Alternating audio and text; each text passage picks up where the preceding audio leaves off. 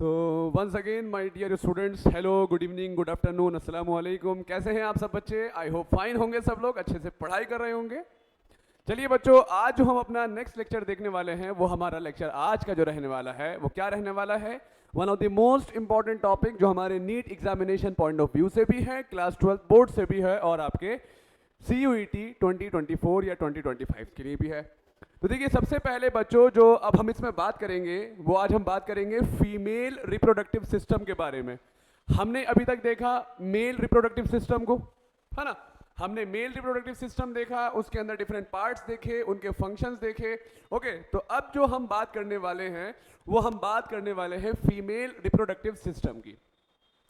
बच्चों, जब हम फीमेल रिप्रोडक्टिव सिस्टम की बात करते हैं तो इसके अंदर डिफरेंट पार्ट्स आपको देखने को मिलते हैं। जब हम पहले पार्ट की बात करते हैं जो फीमेल रिप्रोडक्टिव सिस्टम का पार्ट है बच्चों, तो वो होता है कौन? वो है नंबर 1 जो है हमारा, वो है आपका number 1 is a pair of ovaries. A pair of ovaries, female के अंदर मेन रिप्रोडक्टिव ऑर्गन जो होता है बच्चों वो होता है कौन? That is the pair of ovaries. Okay, इसके बारे में आपको मालूम होना चाहिए। या पेयर ऑफ ओवरीज के अलावा बच्चों जो दूसरा होता है वो होता है ओविडक्ट। ओविडक्ट, जिसका दूसरा नाम आप लोग जानते हैं फैलोपियन ट्यूब। क्या होता है बच्चों? Fallopian tube. ओविडक्ट के बाद जो दूसरा होता है वो होता है बच्चों हमारा फैलोपियन ट्यूब। फैलोपियन ट्यूब के बाद जो तीसरा वेरी इंपॉर्टेंट पार्ट है, वेरी जरूरी पार्ट है जहां बच्चे का डेवलपमेंट होता है मां के पेट में, दैट इज यूट्रस। यूट्रस जिसको आप बोलते हैं वोम। ओके, वोम भी बोलते हैं इसको, या फिर इसको बोलते हैं मेट्रा, या फिर बोलते हैं इसको हिस्टेरा। तो बच्चों ये जो फीमेल का तीसरा पार्ट जो वेरी इंपॉर्टेंट पार्ट भी होता है जहां बेबी का डेवलपमेंट होता है वो होता है यूट्रस। यूट्रस के बाद हमें पढ़ना होगा सर्विक्स एंड वजाइना। और बच्चों वजाइना के बाद फीमेल का एक्सटर्नल पार्ट जो बॉडी के बाहर वाले हिस्सों में होता है, that is female external genitalia. Female external genitalia. बच्चों ये 5 मेन पार्ट्स हमें पढ़ने होते हैं। जैसे कि कौन है पहला? अ पेयर ऑफ ओवरीज, जो one of the main reproductive organ भी है। उसके अलावा ओविडक्ट या फेलोपियन ट्यूब होता है बच्चों, जहां पर फर्टिलाइजेशन होगा।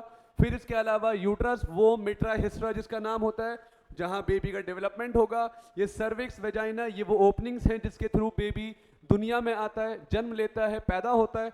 उसके अलावा एक्सटर्नल जेनाइटेलिया जो फीमेल को हेल्प करता है during the course of sexual reproduction और इंटरकोर्स। ओके, तो हमें इन सब के बारे में डिटेल में पढ़ना है। सबसे पहले बच्चों जो हम पढ़ेंगे वो हम पढ़ेंगे क्या?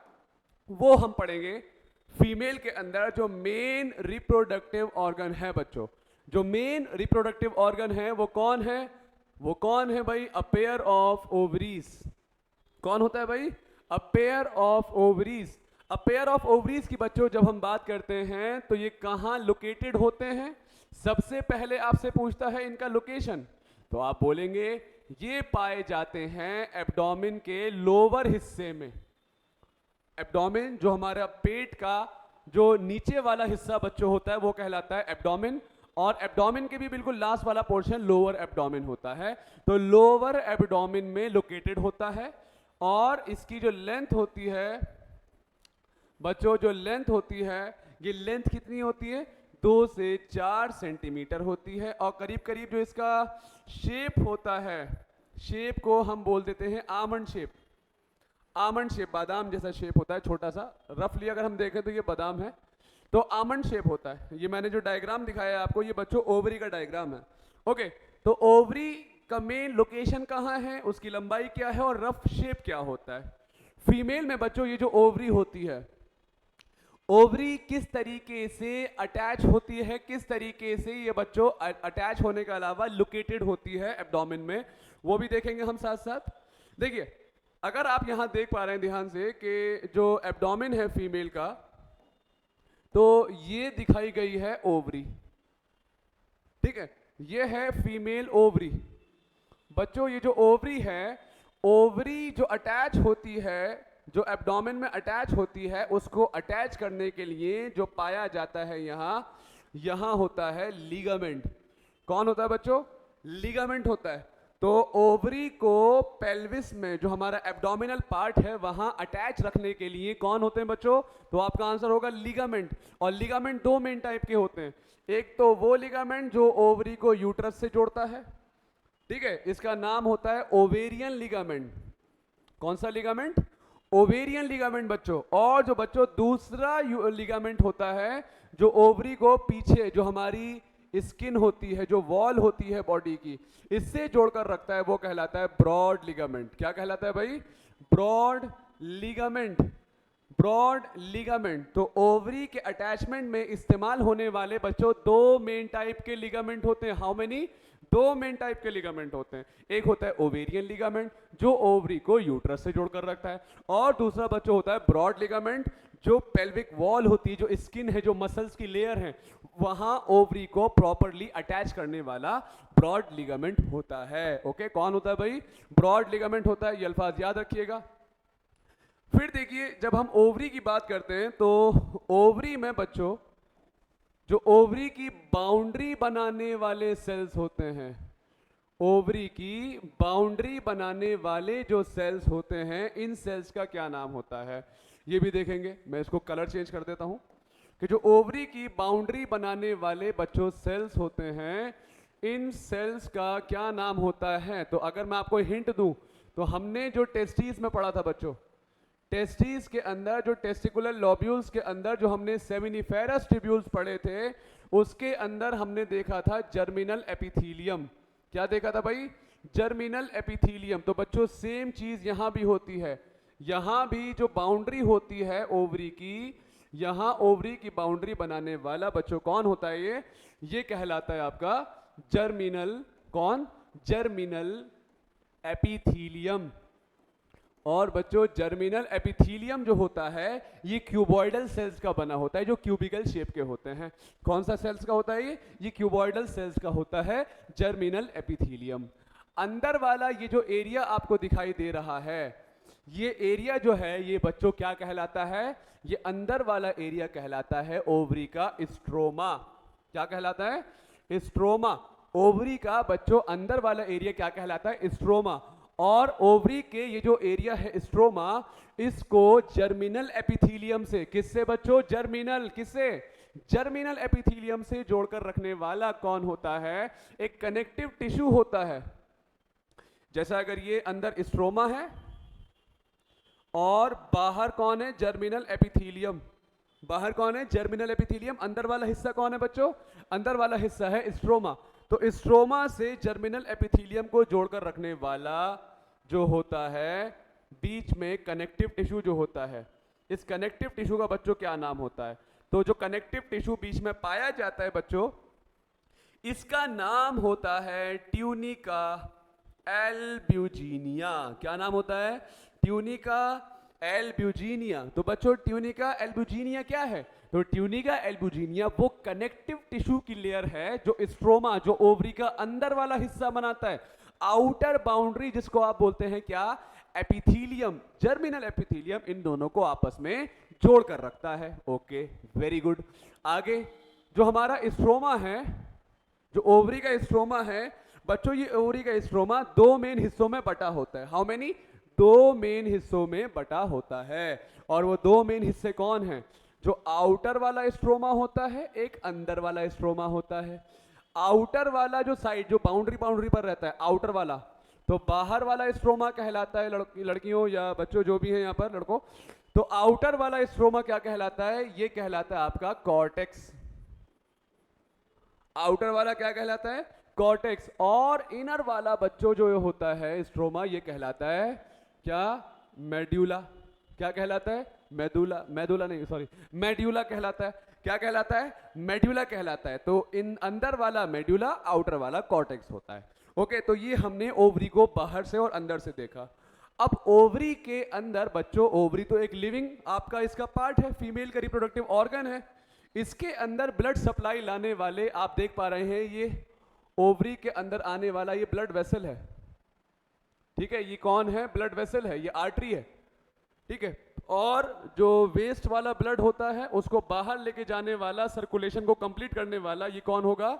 ये होता है ओवरी में वेन। तो बच्चों आर्टरी होती है और दूसरा कौन होता है? वेन होता है। ये ब्लड वेसल्स हैं जो कनेक्शन को बरकरार रखते हैं न्यूट्रिशन के लिए। ओके, अब आप ओवरी के अंदर देख पा रहे होंगे कि ओवरी के अंदर पाए जाते हैं कौन? डेवलपिंग ओवरी के अंदर पाए जाते हैं कौन? ओवम को बनाने वाले सेल। किसको बनाने वाले? फीमेल रिप्रोडक्टिव ऑर्गन के अंदर जो फीमेल गैमीट होता है, कौन बच्चों? तो फीमेल गैमीट का नाम कौन हो जाएगा? ओवम। तो ओवम को बनाने वाले कौन होते हैं? ओवम का दूसरा नाम होता है एग। और बच्चों एग को बनाने वाला जो होता है एग मदर सेल, जिसको आप क्या बोलते हैं? ऊगोनिया। क्या बोलते हैं भाई? Oogonia. Egg mother cell, oogonia. बच्चों ये जो ऊगोनिया होता है, कौन? जो ऊगोनिया होता है, ऊगोनिया के बारे में मैं आपसे अगर अल्फाज पूछूं तो वो ये याद रखिएगा कि ऊगोनिया जो बच्चों प्रोड्यूस होते हैं, ये कब प्रोड्यूस होते हैं? Only during foetal development. मतलब जब फीमेल जो अपनी माँ के पेट में होती है, फीटस वाली स्टेज में। फीटस क्या होता है? फीटस बेबी का वो स्टेज होता है, बेबी के बनने का वो स्टेज होता है बच्चों, जहां पर बेबी के सारे ऑर्गन्स बन जाते हैं। डेवलप नहीं, बन जाते हैं। जैसे हाथ बन जाएगा, हाथ प्रॉपरली डेवलप नहीं होगा लेकिन बन जाएगा। ओके, हाथ प्रॉपरली डेवलप नहीं होगा लेकिन बन जाएगा। पैर प्रॉपरली डेवलप नहीं होगा लेकिन पैर जैसा हिस्सा दिखाई देगा, सर जैसा हिस्सा दिखाई देगा, बॉडी जैसा हिस्सा दिखाई देगा। ठीक है, तो ये अल्फाज आपको मालूम होना चाहिए कि फीटस के डेवलपमेंट के वक्त, उस वक्त ऊगोनिया प्रोड्यूस होते हैं। और बच्चों कितने ऊगोनिया प्रोड्यूस होते हैं? एनसीईआरटी ने क्लियर कर दिया है, अ कपल ऑफ मिलियन। मतलब क्या हुआ? 2 मिलियन। कपल का मतलब क्या होता है? 2 लोग, मिनिमम 2 लोग, वही तो कपल बनाते हैं, जानते हैं ना कपल। तो couple of million, a couple of million जो होता है, अ कपल ऑफ मिलियन एक ओवरी के अंदर, मतलब 2 मिलियन, मतलब 20 लाख आपके पास कौन होते हैं? ऊगोनिया होते हैं या फिर एग मदर सेल होते हैं। How much? 20 lakh. How many? 20 lakhs या 2 million, a couple of million. ये आपको मालूम होना चाहिए। अच्छा, ये जो एग मदर सेल होता है ये क्या करता है? ये सेल डिवीजन करता है। ठीक है बच्चों, तो जब ये सेल डिवीजन करता है ऊगोनिया, तो याद रखना ऊगोनिया जब डिवाइड करता है माइटोसिस के थ्रू, किसके थ्रू? माइटोसिस के थ्रू। तो डिवीजन के बाद याद कीजिए, वहां स्पर्मेटोगोनिया जब डिवाइड करता था तो प्राइमरी स्पर्मेटोसाइट बनाता था माइटोसिस से, याद है? यहां पर भी माइटोसिस से जो बनता है वो बनता है प्राइमरी oocyte। और माइटोसिस के बाद बच्चों जो प्राइमरी oocyte होता है वो मियोसिस में जाना स्टार्ट करता है। और मियोसिस में पहला मियोसिस कौन होता है बच्चों? मियोसिस 1। कौन होता है? मियोसिस 1। और बच्चों जो मियोसिस 1 होता है उसका जो पहला फेज होता है प्रोफेज 1। तो याद रखना, प्राइमरी oocyte मियोसिस 1 के प्रोफेज 1 पर आकर डिवीजन को टेम्पररी तरीके से कुछ देर के लिए क्या कर देता है? रोक देता है। एनसीईआरटी ने क्लियर करा है, प्रोफेज 1 पर अरेस्ट कर जाता है। ठीक है, तो जो प्राइमरी oocyte होता है, ये प्राइमरी oocyte है, ये इसका न्यूक्लियस है बच्चों। तो ये कौन से स्टेज पर प्राइमरी oocyte जो सेल है, ये कौन सी स्टेज पर आकर रुक जाता है अपने डिवीजन को? प्रोफेज 1 पर। सर क्यों रुक जाता है? क्योंकि बच्चों इसको ना फर्दर डेवलपमेंट के लिए न्यूट्रिशन चाहिए होता है। और वो न्यूट्रिशन देने वाले जो बच्चों सेल होते हैं, वो न्यूट्रिशन देने वाले जो सेल होते हैं उनका नाम होता है, उनका नाम होता है क्या? उनका नाम होता है फॉलिकुलर सेल्स। कौन से सेल्स होते हैं भाई? उनका नाम होता है कौन से सेल्स? Follicular sales.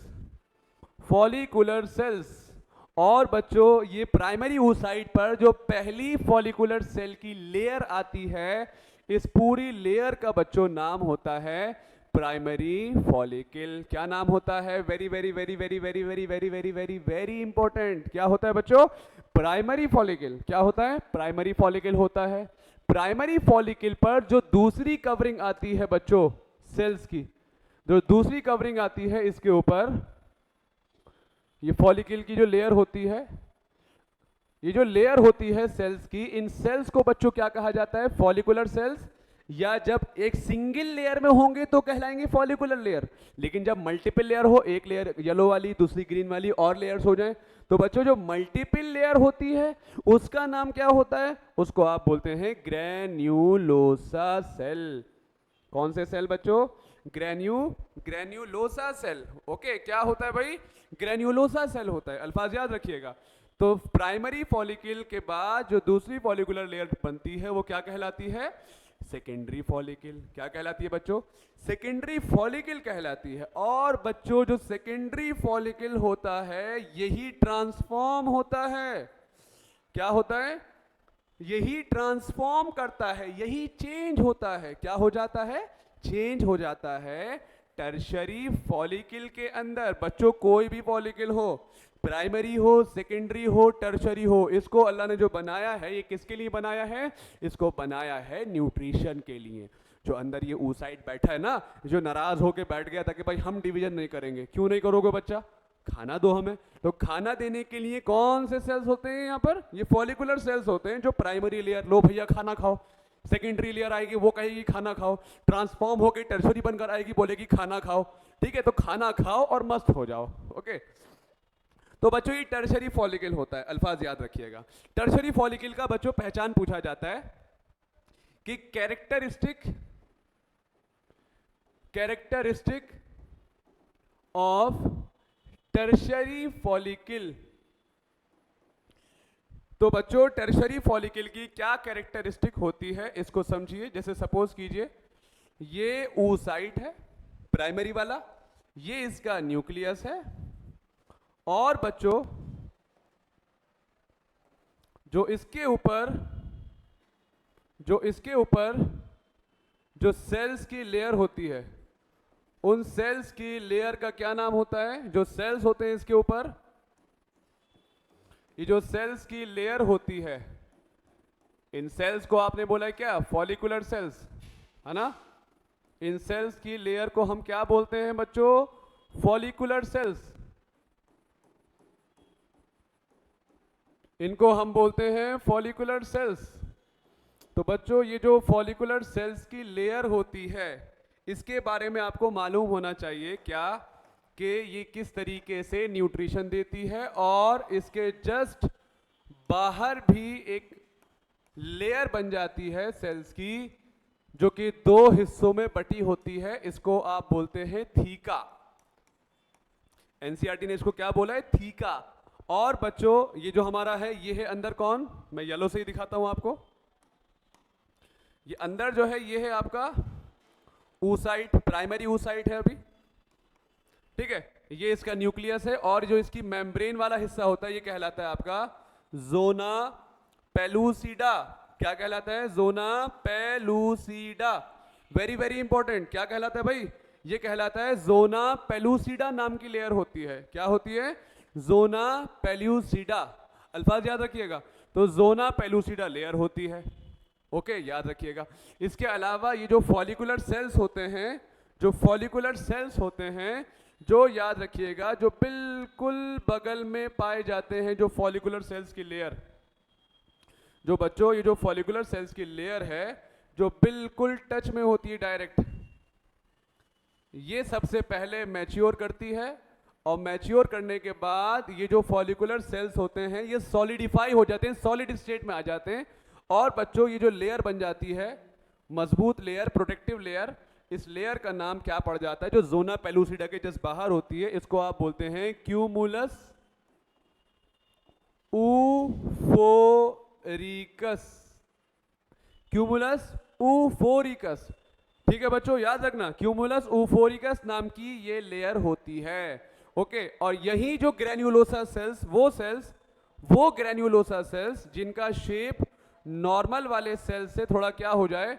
बड़ा हो जाए। नॉर्मल वाले सेल से क्या हो जाए? थोड़ा बड़ा हो जाए। मैं अलग से दिखा देता हूं।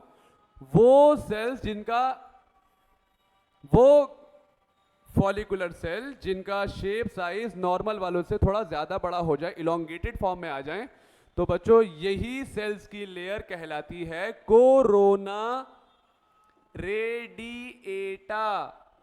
कंफ्यूज मत होइएगा, चाहे कोरोना रेडिएटा हो चाहे आपकी क्यूमुलस ऊफोरिकस हो, ये बच्चों दोनों लेयर्स में जो सेल्स होते हैं वो फॉलिकुलर सेल्स होते हैं।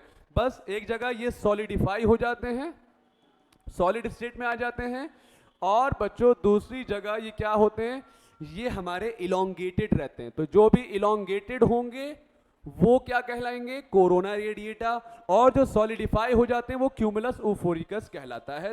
लेकिन दोनों का फंक्शन क्या है, दोनों का फंक्शन बच्चों न्यूट्रिशन। क्या, न्यूट्रिशन। ये अल्फाज आपको मालूम होना चाहिए, ओके, ये आपको मालूम होना चाहिए था। अब ये जो बच्चों टर्शरी फॉलिकल था, इसके अंदर oocyte कौन सा था, आप बोलेंगे सर प्राइमरी oocyte था। कौन सी स्टेज पे अरेस्टेड था, प्रोफेज 1, याद रखिएगा। और वो किसकी स्टेज होती है, वो होती है बच्चों हमारी मियोसिस की स्टेज। किसकी होती है, मियोसिस की स्टेज होती है, मियोसिस 1 की स्टेज होती है। तो अब याद रखना, जब टर्शरी फॉलिकल बन जाता है तो टर्शरी फॉलिकल बनते ही मियोसिस 1 अपना कंप्लीट डिवीजन करेगा। मतलब प्रोफेज के बाद मेटाफेज, एनाफेज, टीलोफेज सब कर जाएगा। मतलब मियोसिस कंप्लीट कब होता है, तो आपका आंसर होगा सर कि इन टर्शरी, या इनसाइड लिखते हैं कि इनसाइड टर्शरी फॉलिकल के अंदर बच्चों जो प्राइमरी oocyte बैठा होता है, inside tertiary follicle primary oocyte complete करता है क्या, कंप्लीट मियोसिस 1। और मियोसिस 1 को कंप्लीट करेगा तो क्या बनाएगा, ये कंप्लीट करेगा तो बनाएगा सेकेंडरी oocyte। क्या बनाएगा, सेकेंडरी oocyte तैयार करता है। तो प्राइमरी oocyte जब डिवाइड करता है, कंप्लीट करता है मियोसिस 1, तो सेकेंडरी oocyte बनता है। क्या बनता है, सेकेंडरी oocyte बनता है। और बच्चों सेकेंडरी oocyte कौन सी सेल स्टेज पर आकर अरेस्ट हो जाता है, रुक जाता है। रीजन बताऊंगा क्यों रुकता है। अरेस्ट होता है एट मियोसिस 2 के कौन से स्टेज में, मियोसिस 1 के बाद मियोसिस 2 ही तो आता है। तो अरेस्ट कौन सी स्टेज पर होता है, मियोसिस 2 के मेटाफेज 2 पर आकर अरेस्ट हो जाता है। बिकॉज मेटाफेज 2 के बाद बच्चों कौन आता है, तो आप जानते हैं मेटाफेज 2 के बाद कौन आता है, मेटाफेज 2 के बाद आता है एनाफेज 2, जहां पर जो सिस्टर क्रोमैटिड्स होते हैं वो अलग होते हैं। उनको हटाने के लिए बच्चों कौन जरूरी होता है, कौन जरूरी होता है, सेंट्रियोल। कौन जरूरी होता है, सेंट्रियोल। और यहां पर मैं आपका थोड़ा सा अटेंशन चाहता हूं बच्चों, सेंट्रियोल हमारे सेकेंडरी oocyte में एब्सेंट होता है। हाँ बिल्कुल सही, सेंट्रियोल सेकेंडरी oocyte में बच्चों एब्सेंट होता है। Very very very very important, centriole absent होता है। फिर सर ये डिवाइड कैसे करेगा आगे, तो बच्चों याद रखना सेकेंडरी oocyte जो होता है यही वो स्टेज है जब हम हमारे oocyte को ओवम कहते हैं कुछ फर्दर डेवलपमेंट के बाद। तो बच्चों ये जो सेकेंडरी oocyte है, कौन, सेकेंडरी oocyte, सेकेंडरी oocyte में सेंट्रियोल नहीं होता है। तो फिर ये स्पर्म का इंतजार करता है। किसका, स्पर्म का इंतजार करता है। और बच्चों जब ये स्पर्म का इंतजार करेगा तो स्पर्म अपना सेंट्रियोल लेकर आता है, फ्यूजन होगा। जैसे ही फ्यूजन के जस्ट पहले जो सेंट्रियोल होता है, तो सेंट्रियोल आने की वजह से क्या होगा बच्चों, ये अल्फाज याद रखिएगा, ये हमारा सेकेंडरी oocyte अपना डेवलपमेंट, अपना डिवीजन कंप्लीट कर देता है। तो मियोसिस 2 कब कंप्लीट होता है बच्चों, वेरी वेरी इंपॉर्टेंट, जब स्पर्म एंट्री लेता है। फर्टिलाइजेशन से पहले मियोसिस 2 कंप्लीट हो जाता है। फर्टिलाइजेशन से पहले मियोसिस 2 कंप्लीट हो जाता है। जैसे ही स्पर्म की एंट्री होगी वैसे ही फर्टिलाइजेशन से पहले मियोसिस 2 कंप्लीट हो जाएगा। बस किसकी देरी होती है, सेंट्रियोल लेकर आता है स्पर्म अपना न्यूक्लियस के साथ। तो सेकेंडरी oocyte जो बच्चों होता है, ये सेकेंडरी oocyte जो होता है जब ये डिवाइड करेगा फर्दर तो क्या तैयार करता है, ऊटिड। क्या तैयार करता है, जो सेकेंडरी oocyte जब मियोसिस 2, ठीक है, ऊटिड। और ऊटिड जो होता है बच्चों ये ट्रांसफॉर्म होता है ओवम में।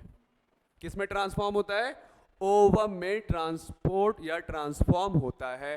एक और चीज सुन लीजिए यहीं कि बच्चों ये जो oocyte होता है ना, जो प्राइमरी oocyte होता है, ये जो डिवीजन करता है ये कैसी होती है? अनइक्वल डिवीजन होती है, बहुत ज्यादा। ठीक है, बहुत ज्यादा अनइक्वल मतलब एक तो एक बड़ा सा सेल बनता है जिसको हम बोलते हैं क्या? Secondary oocyte। ठीक है, मियोसिस 1 पर।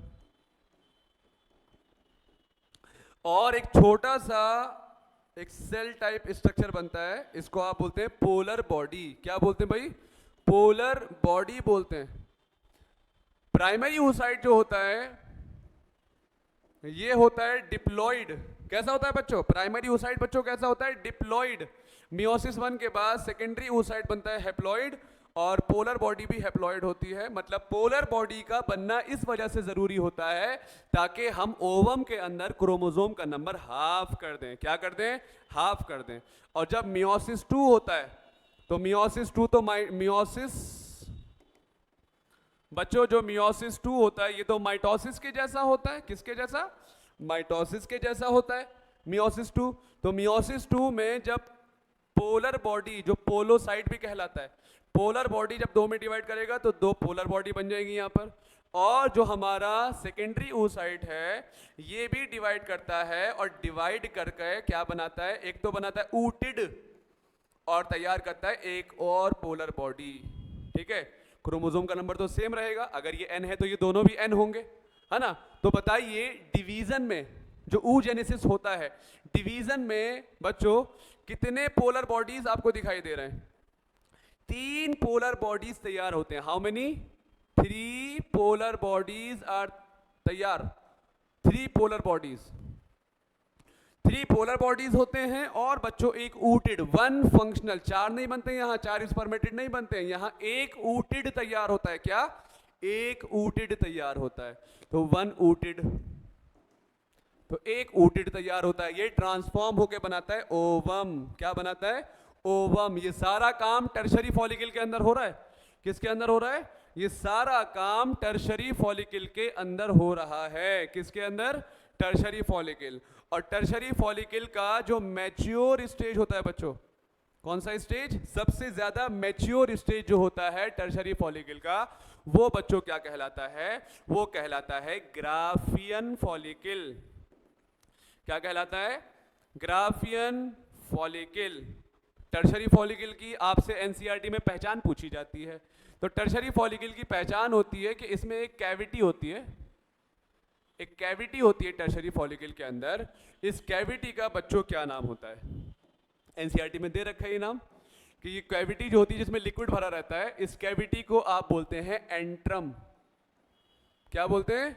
एंट्रम बोलते हैं। और फॉलिकल की लेयर जो होती है, इसको सराउंड करने वाली लेयर का क्या नाम होता है? थीका। आउटर वाली को बोलेंगे थीका एक्सटर्ना, अंदर वाली को क्या बोलेंगे? Theca interna. क्या बोलेंगे भाई? Theca interna. एक होता है थीका एक्सटर्ना बच्चों, तो दूसरा होता है थीका इंटरना। ये अल्फाज आपको मालूम होना चाहिए। ओके, तो ये हमने देखा कि किस तरीके से फॉलिकल का डेवलपमेंट होता है, फॉलिकल का क्या काम होता है, primary follicle, secondary follicle, tertiary follicle. बच्चों ये जो फॉलिकल का डेवलपमेंट स्टार्ट होता है कब से स्टार्ट होता है? कब से स्टार्ट होता है? प्यूबर्टी के वक्त से। सॉरी, प्यूबर्टी बोल दिया मैंने, छी छी। कि जो फॉलिकल का डेवलपमेंट होता है फीमेल में कब होता है? एफ से फीमेल में, एफ से फॉलिकल का डेवलपमेंट एफ से फीटस वाली स्टेज में होता है। कौन सी स्टेज में? फीटस वाली स्टेज में। तो प्यूबर्टी तक बच्चों आते आते, till the age of puberty, till the age of puberty, तो प्यूबर्टी दी एज तक आते आते कितने फॉलिकल्स बचते हैं? How many follicles are left? How many follicles are left? तो बच्चों याद रखना 60,000 से 80,000 follicles are left. How many follicles? 60,000 से ओनली 80,000 फॉलिकल्स रह जाते हैं। और इनमें भी जैसे जैसे फीमेल प्यूबर्टी की एज के बाद, मतलब 11 साल, 12 साल, 13 साल, 14 साल, ये वाली एज के बाद जब वो फीमेल 45-50 साल तक पहुंचती है, तो इनमें भी बहुत सारे, ऑलमोस्ट सारे फॉलिकल डीजनरेट कर जाते हैं। और फॉलिकल के डीजनरेशन को बच्चों क्या बोलते हैं? फॉलिकल के खत्म होने को आप क्या बोलते हैं? फॉलिकुलर, क्या बोलते हैं? फॉलिकुलर एट्रीशिया, क्या बोलते हैं? फॉलिकुलर एट्रीशिया कहते हैं। तो फॉलिकल के टूटने को, फॉलिकल के खत्म होने को क्या कहते हैं? फॉलिकुलर एट्रीशिया कहते हैं। क्या कहते हैं? फॉलिकुलर एट्रीशिया कहते हैं। और बच्चों ये जो ओवम तैयार होता है ना ऊटिड से, तो फीमेल अपनी जिंदगी में कितने ओवम प्रोड्यूस करती हैं? अप्रॉक्सीमेटली 450 ओवम प्रोड्यूस करती हैं अपनी पूरी जिंदगी में। और मैं आपको बताऊं, एक पर्टिकुलर एज होती है जहां तक फीमेल में ये ओवम का प्रोडक्शन होता है, ओवम का फीमेल की बॉडी में रिलीज होना होता है। 50 साल की एज तक आते आते ये चीज खत्म हो जाती है, उसके बाद कोई भी ओवम रिलीज नहीं होता है। तो अप्रॉक्सीमेटली कितने ओवम रिलीज करती हैं फीमेल? 450 ओवम रिलीज करती हैं टिल द एज ऑफ 50। उसके बाद फीमेल में जो मेंस्ट्रुअल साइकिल होती है वो रुक जाती है, ठीक है? उसके बाद नहीं होता है, क्योंकि नंबर तो बढ़ नहीं रहा है। नंबर जितना बढ़ना था फीमेल जब अपनी माँ के पेट में थी तब बढ़ना था, है ना? तो ये अल्फाज आपको मालूम होना चाहिए। तो हमने अभी तक क्या देखा, दोबारा से एक बार रिकॉल कर लेते हैं, बहुत एक कंफ्यूजिंग टॉपिक भी है ये। तो हमने ओवरी के अंदर देखा कि ओवरी की बाउंड्री देखी हमने जर्मिनल एपिथेलियम की, बीच में देखा ट्यूनिका एल्बुजिनिया, फिर हमने क्या देखा? स्ट्रोमा देखा, आउटर कॉर्टेक्स, इनर मेड्यूला, है ना? फिर अंदर हमने देखे oocytes जो डेवलप कर रहे हैं oogoनियम से। कितने oogoनियम थे? A couple of million. उन पर जो फॉलिकल की लेयर थी वो क्या बनाती है? फॉलिकुलर सेल्स से बनती है ना? उसमें primary follicle, secondary follicle, tertiary follicle, और टर्शरी का जो मैच्योर स्टेज था बच्चों वो था ग्राफियन फॉलिकल। क्या था? ग्राफियन फॉलिकल था। ये भी अल्फाज आपको मालूम है। फिर हमने क्या देखा कि जो मैच्योर ग्राफियन फॉलिकल होता है उसके अंदर हमारा ओवम का डेवलपमेंट होता है, कि जो ओवम है वो oogoनियम जो है जब वो माइटोसिस करता है तो प्राइमरी oocyte बनाता है। प्राइमरी oocyte जो होता है वो प्रोफेज 1 के प्रोफेज 1 पर आकर, जो मियोसिस 1 है हमारा, मियोसिस 1 के प्रोफेज 1 पर आकर रुक जाता है ना? तो प्रोफेज 1 पर रुकने के बाद वो फॉलिकल का डेवलपमेंट होता था, न्यूट्रिशन के लिए उनको मनाया जाता था कि भाई आगे डिवाइड करिए। उसके बाद प्राइमरी oocyte डिवाइड कर कर पोलर बॉडी बनाता था, और सेकेंडरी oocyte डिवाइड कर कर ऊटिड बनाता है, और बच्चों क्या बनाता है? एक पोलर बॉडी और बनाता है। तो टोटल 3 पोलर बॉडीज देखी हमने, और हमने देखा ऊटिड। और बच्चों यही जो ऊटिड होता है ये ट्रांसफॉर्म होकर ओवम बनाता है। और फीमेल में जो प्यूबर्टी को पहुंच चुकी होती हैं, हर महीने एक ओवम रिलीज होता है 14वें दिन मेंस्ट्रुअल साइकिल के, by the process known as ovulation. क्या कहते हैं उसको? ओव्यूलेशन। तो होता क्या है, आप एक अल्फाज, एक चीज देख पा रहे होंगे, जो ओवम है ये किसके अंदर कैद है? ये तो फॉलिकल्स की लेयर है। तो फॉलिकल की लेयर को ना चाहते हुए भी टूटना पड़ेगा। क्या होना पड़ेगा? टूटना पड़ेगा। अल्फाज याद रहे कि ओवम कौन सी स्टेज पर? At the stage of secondary oocyte is release by, किसको तोड़कर? बाई रप्चरिंग टर्शरी फॉलिकल का। बच्चों जो मैच्योर स्टेज था उसका क्या नाम था? उसका नाम था ग्राफियन फॉलिकल। क्या नाम था भाई? Graafian follicle. तो ग्राफियन फॉलिकल को रप्चर करता है, रप्चरिंग ऑफ ग्राफियन फॉलिकल, ठीक है, by the process known as, जो ओवम का रिलीज होना है क्या कहलाता है? By the process known as, उस प्रोसेस को आप क्या बोलते हैं? ओव्यूलेशन। क्या बोलते हैं बच्चों? ओव्यूलेशन कहते हैं। और ये मेंस्ट्रुअल साइकिल जो हम अभी अगले टॉपिक पढ़ने वाले हैं, मेंस्ट्रुअल साइकिल में 14वें दिन ये काम होता है। मतलब फॉलिकल का डेवलपमेंट 13वें दिन तक होगा, और 14वें दिन क्या होगा बच्चों? 14वें दिन ये जो आपके पास ओव्यूलेशन का प्रोसेस है ये हो जाएगा। ओके, आई होप यहां तक क्लियर है आपको कि ओव्यूलेशन का प्रोसेस कर दिया आपने। अब ये जो रप्चर्ड ग्राफियन फॉलिकल होता है, मैं आपको ये डायग्राम दिखाता हूं। देखिए, इसके अंदर आपको प्राइमरी फॉलिकल वाली भी लेयर दिखाई गई है जो सिंगल लेयर होगी, फिर आपको टर्शरी फॉलिकल वाली भी दिखाई गई है, ठीक है। कुछ सेकेंडरी फॉलिकल्स होते हैं, और एक होता है जो होता है ग्राफियन फॉलिकल। क्या होता है? ग्राफियन। जो मैच्योर स्टेज होती है बच्चों उसको क्या कहते हैं? Graafian follicle. इसी को तोड़कर, इसको देखो, ये ब्रेक डाउन करके देखो, ओवम का रिलीज होना होता है। क्या ये ओवम रिलीज होता हुआ दिखाई दे रहा है आपको? Bye the process of ovulation, क्या कहते हैं, ओव्यूलेशन। और बच्चों ये जो टूटा फूटा ग्राफियन फॉलिकल था, ग्राफियन फॉलिकल कन्वर्ट हो जाता है किसमें, कॉर्पस ल्यूटियम में। किसमें, कॉर्पस ल्यूटियम में। तो बच्चों याद रखना क्या चीज, कि जो रप्चर्ड ग्राफियन फॉलिकल है, ये ग्राफियन फॉलिकल क्या करता है, ट्रांसफॉर्म हो जाता है, कन्वर्ट हो जाता है किसमें, ट्रांसफॉर्म इनटू, किसमें ट्रांसफॉर्म होता है बच्चों, ये ट्रांसफॉर्म हो जाता है एक बॉडी में, ये क्या कहलाता है, कॉर्पस ल्यूटियम।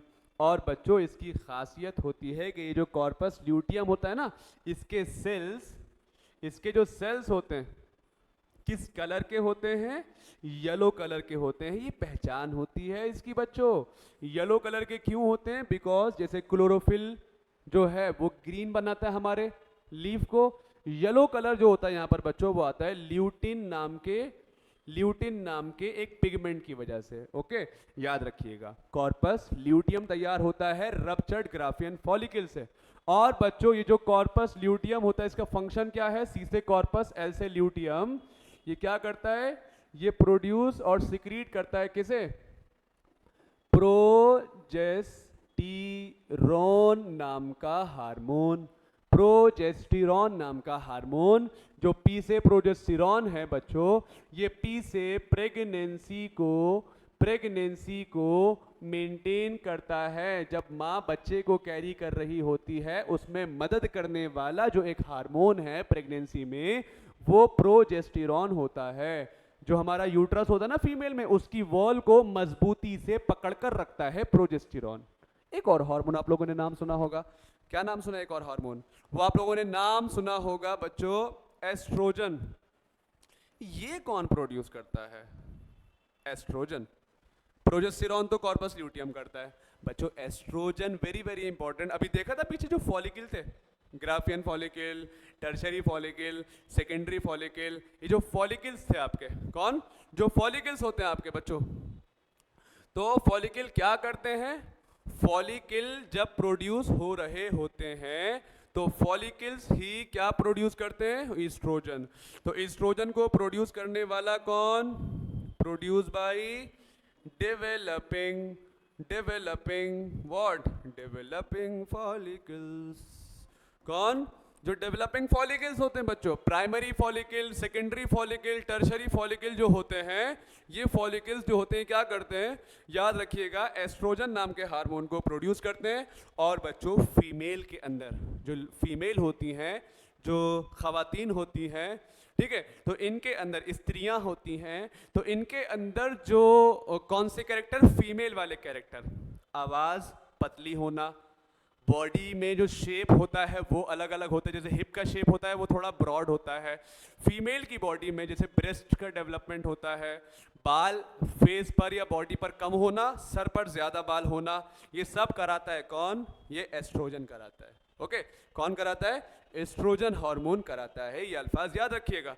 और ये सारे कैरेक्टर जो फीमेल को फीमेल बनाते हैं वो उनके कैरेक्टर क्या कहलाएंगे, सेकेंडरी सेक्सुअल कैरेक्टर। क्या कहलाएंगे बच्चों, सेकेंडरी सेक्सुअल कैरेक्टर।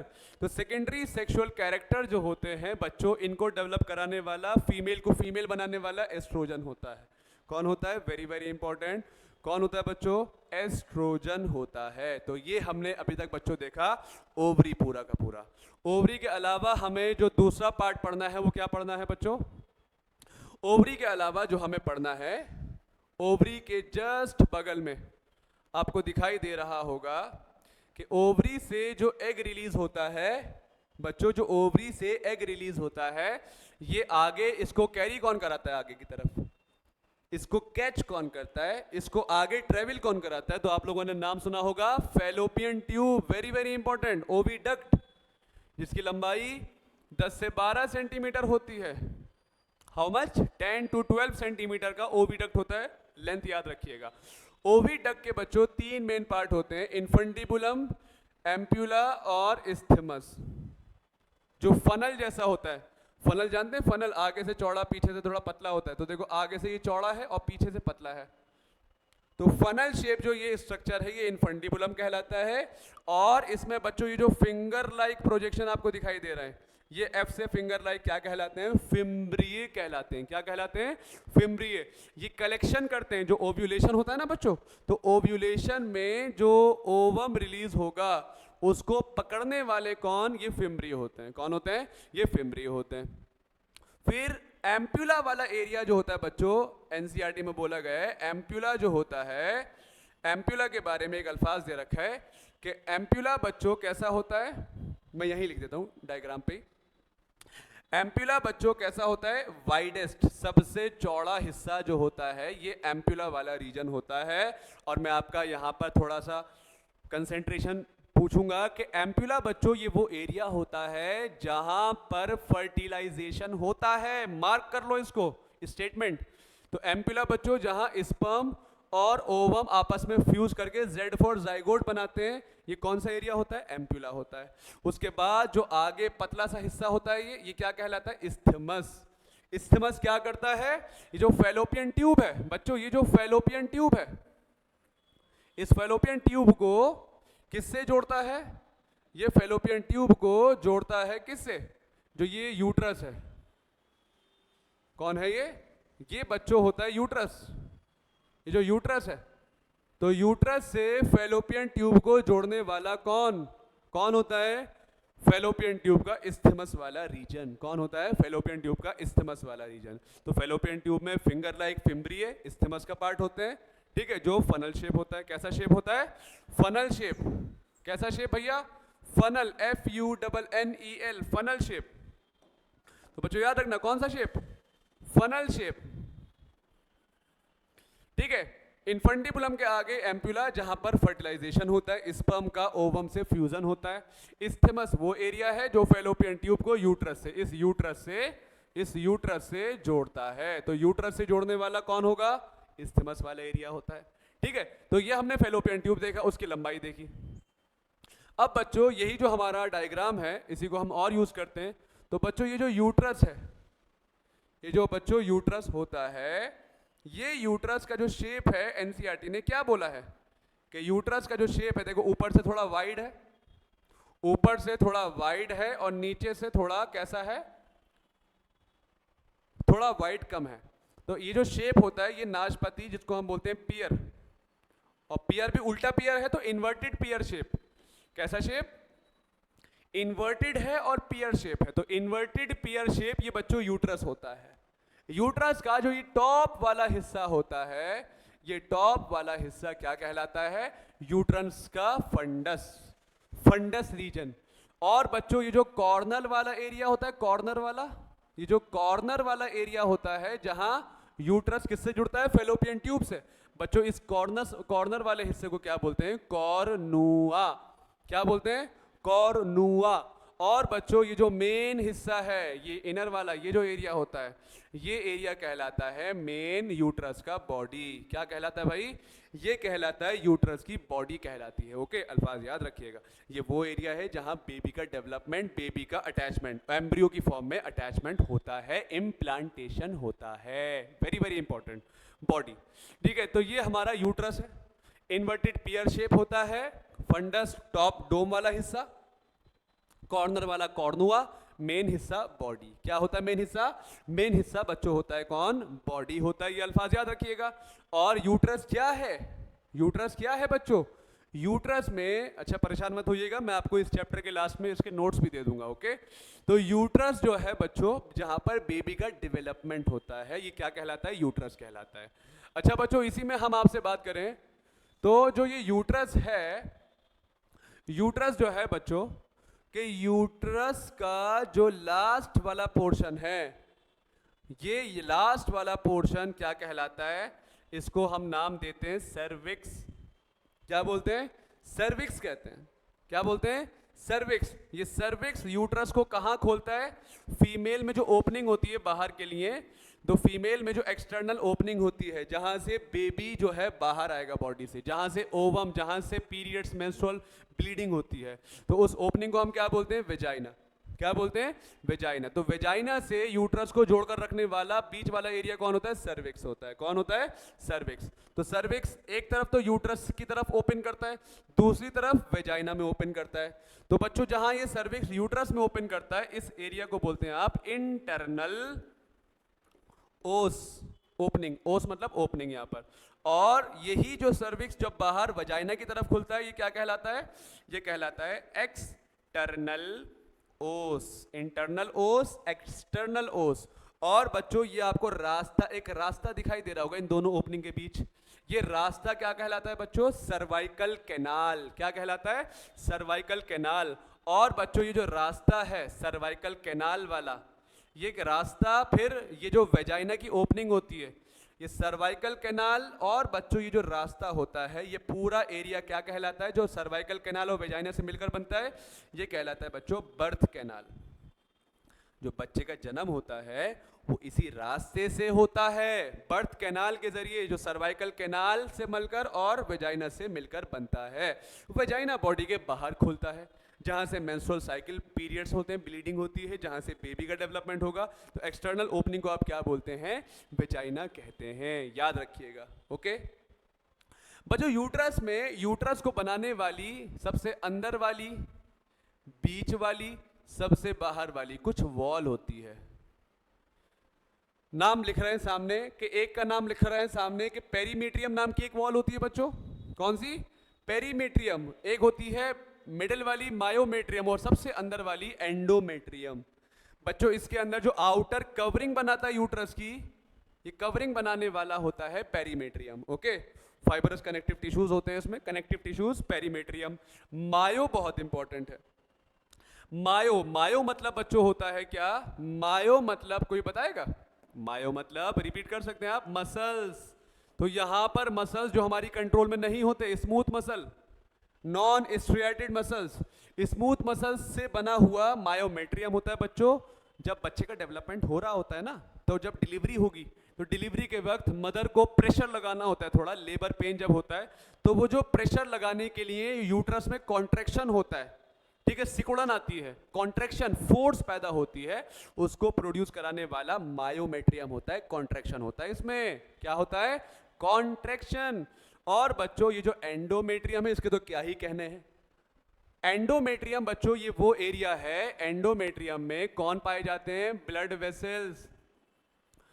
तो बच्चे के डेवलपमेंट के लिए को माँ के ब्लड से जो खाना पीना आएगा और बच्चे से जो वेस्ट को लेकर जाएगा बाहर, वो कौन सी लेयर होती है जहां ब्लड वेसल्स पाए जाते हैं? एंडोमेट्रियम। तो बच्चों जो हर महीने फीमेल की बॉडी में जो पीरियड्स होते हैं, जो मेंस्ट्रुअल साइकिल होती है बच्चों, जो ब्लीडिंग होती है ना, ब्लीडिंग वो कहाँ से होती है? वो एंडोमेट्रियम से होती है, बिकॉज इसी में कौन होते हैं? ब्लड वेसल्स होते हैं। क्या होते हैं बच्चों? ब्लड वेसल्स होते हैं। और ये ब्लड वेसल्स की जिम्मेदारी क्या होती है, ये आपको मालूम होना चाहिए कि ब्लड वेसल्स से खाना पीना, न्यूट्रिशन बच्चे को मिलता है, ये अल्फाज आपको पता होना चाहिए। ओके बच्चों, ब्लड वेसल्स से न्यूट्रिशन मिलेगा और यही ब्लड क्या करेगा? फालतू चीज जो वेस्ट होगा बच्चे से बाहर लेकर जाएगा माँ के ब्लड में, ताकि एक्सक्रीशन हो सके। अच्छा बच्चों, इसी में एक पार्ट पूछा जाता है, ये तो हमने 3 वॉल पढ़ ली, लेयर्स पढ़ ली, तो इसके अंदर चेंजेस आते हैं हर महीने एंडोमेट्रियम में। ये कॉन्ट्रैक्शन बच्चे के डिलीवरी में यूज होता है और ये कवरिंग बनाता है, पेरीमेट्रियम, मायोमेट्रियम और कौन? एंडोमेट्रियम। बच्चों ये जो वेजाइना है, तो वेजाइना को कवर करने वाली एक पार्शियल मेम्ब्रेन होती है, जो वेजाइना को कवर कर कर रखती है, फीमेल के अंदर बाय बर्थ प्रेजेंट होती है। बहुत पतली सी लेयर मेम्ब्रेन होती है। इस पतली सी मेम्ब्रेन का नाम बच्चों होता है हाइमन। हाइमेन। और ये हाइमेन इतनी पतली होती है कि जब बच्चियां, जो लड़कियां होती हैं, कि जब कोई फिजिकल एक्सरसाइज करती हैं या फिर कोई ऐसी एक्टिविटी जिसमें बहुत ज़्यादा फिजिकल वर्क चाहिए, जैसे हॉर्स राइडिंग है, कोई वजन उठाना है, बहुत ज़्यादा वेट लिफ्टर है, तो उसमें भी ये टूट जाती है, ब्लीडिंग हो जाती है। ठीक है, तो याद रखिएगा। अच्छा, कुछ लोग बहुत पुराने ज़माने की ये बातें हैं, मानते थे कि फीमेल वर्जिन है कि नहीं है, वर्जिन, तो वर्जिनिटी के लिए ना वो मानते हैं कि हाइमेन जो है, कि अगर फर्स्ट, जैसे जब फीमेल, जब उनकी शादी होती है, जब मेंस्ट्रुअल साइकिल, जो फीमेल होते हैं, तो फीमेल में माना जाता है कि ये हाइमेन जो है आफ्टर मैरिज ऑन फर्स्ट, ये जो है कि हाइमेन को ब्रेक डाउन होना होता है, ब्लीडिंग होनी ज़रूरी है, तभी आपको वर्जिन माना जाएगा फीमेल को। लेकिन ऐसा बिल्कुल गलत है। क्योंकि ये इतनी पतली होती है कि ये बच्चों क्या हो जाता है कि ये वैसे भी टूट जाती है, वैसे भी ब्रेक डाउन हो जाती है हॉर्स राइडिंग में और किसी वजह से साइकिलिंग में। और कभी कभार तो ऐसा भी होता है कि फीमेल जब सेक्सुअल एक्सपीरियंस इंटरकोर्स कर चुकी होती है तब भी रह जाती है ये हाइमेन। तो हाइमेन जो है ये इंडिकेटर नहीं है कि फीमेल वर्जिन है कि नहीं है, ठीक है, ये बिल्कुल गलत है, सरासर गलत है कि हाइमेन से आप नहीं पता लगा सकते कि फीमेल वर्जिन है कि नहीं है, ये अल्फाज आपको मालूम होना चाहिए। ठीक है बच्चों, last but not the least वो हम बात कर लेते हैं जल्दी से, फीमेल एक्सटर्नल जेनाइटिलिया। चलो बच्चों इसको अगली क्लास में देखेंगे। फीमेल एक्सटर्नल जेनाइटिलिया में आपको मॉन्स प्यूबिस क्या होता है, लेबिया मेजोरा क्या होता है, लेबिया माइनोरा क्या होता है, बार्थोलिन ग्लैंड क्या होती हैं, फिर हमें मेमोरी ग्लैंड के बारे में पढ़ना है और फिर हमें पढ़ना है मेंस्ट्रुअल साइकिल के बारे में। बच्चों ये अगला टॉपिक अगली क्लास में रहेगा, तब तक के लिए आप लोग पढ़ते रहिए। आई होप आप लोगों को ये लेक्चर बेनिफिशियल होगा, अच्छे से समझ आया होगा, आपके काम आएगा इंशाल्लाह। और बच्चों कोई भी प्रॉब्लम हो तो आप पूछ सकते हैं, पढ़ते रहिए। ऑल द वेरी बेस्ट, मेहनत कीजिए और फोड़ डालिए नीट को आने वाले। थैंक यू बच्चों, ओके, ख्याल रखिएगा अपना।